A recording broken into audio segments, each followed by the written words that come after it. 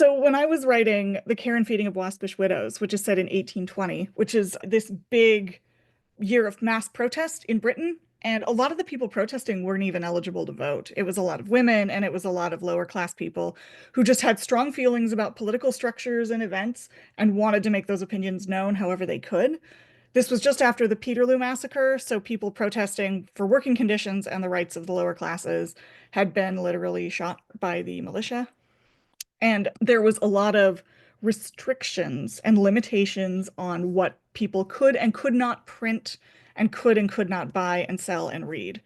This is when you had booksellers like Robert Carlyle actually going to prison for printing seditious material, criticizing the political institutions of the time.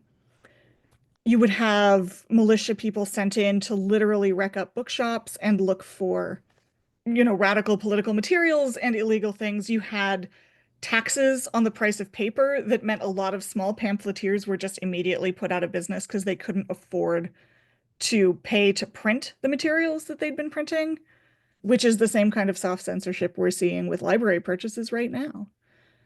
And there's actually a lot of historical romances that happen around these particular restrictions.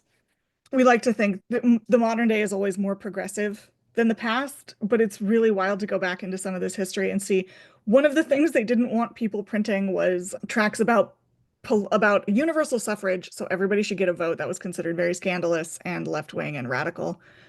And women shouldn't get the vote, and free love, which happened in the Regency. There were multiple people arguing that we should do away with all sexual stigma and people should be able to sleep with whoever they want. And the government was clamping down on that as obscene. And, if they'd used the phrase hardcore pornography at the time, they would have absolutely been putting it on those books. And so you have a lot of resistance that has to exist kind of on the margins of the legal system.